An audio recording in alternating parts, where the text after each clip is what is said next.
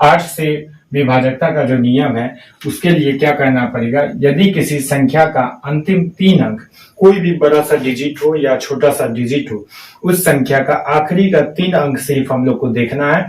और अगर अंतिम 3 अंक 8 से विभाजित पूरा पूरा हो जाता है, मतलब अंतिम का जो 3 अंक होगा वो 8 से पूरा पूरा भागा हो जाता है, तो जो भी संख्या होगी हमारी वो पूरा पूरा 8 से डिविजिबल होगी, मतलब 8 से पूरा पूरा कटेगी।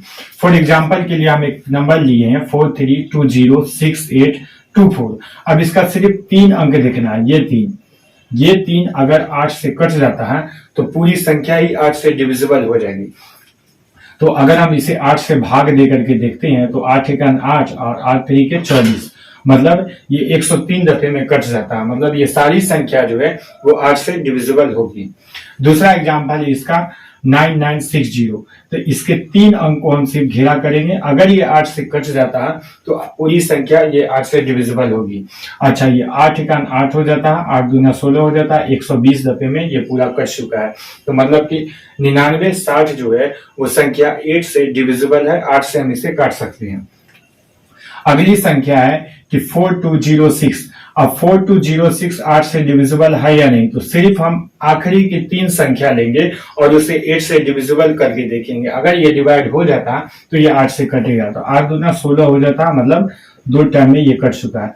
तो ये संख्या जो है ये पूरी की पूरी संख्या 8 से डिविजिबल है। ध्यान रखना है कि जब भी 8 से काटने की बात आएगी तो हम लोग देखेंगे कि इकाई से, मतलब इकाई से 3 अंक तक जाना है, और वो तीनों अंक अगर 8 से डिविजिबल है तो सारी संख्या 8 से डिविजिबल होगी। ओके, आगे देखते हैं 9 से विभाजकता का नियम। किसी भी संख्या को हम लोग 9 से कैसे डिविजिबल कर सकते हैं, तो 9 से डिविजन करने के लिए एक रूल्स है कि यदि किसी संख्या के अंकों का योग 9 से विभाजित हो तो वह संख्या भी 9 से विभाजित हो जाएगी।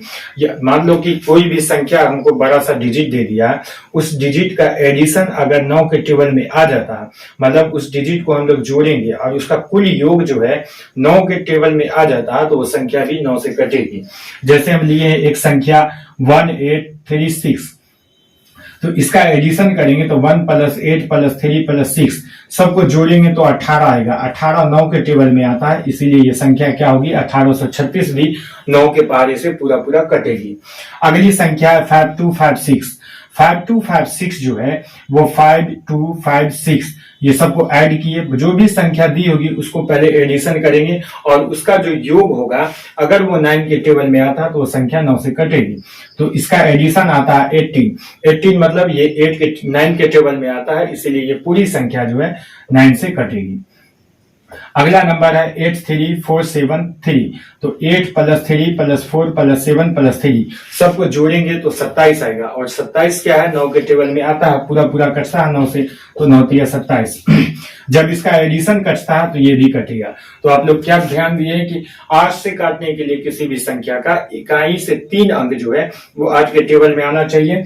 9 से काटने के लिए किसी भी संख्या को उस संख्या को जोड़ेंगे, अगर उसका एडिशन अगर 9 के टेबल में आ जाता तो पूरी संख्या भी 9 से डिविजिबल होगी।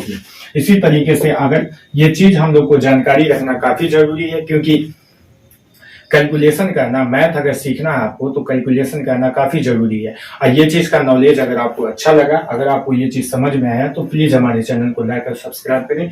ऐसी ही जानकारी के लिए हम लोग मैथ के बेसिक चीज सबको लेकर के चलेंगे। Thank you so much.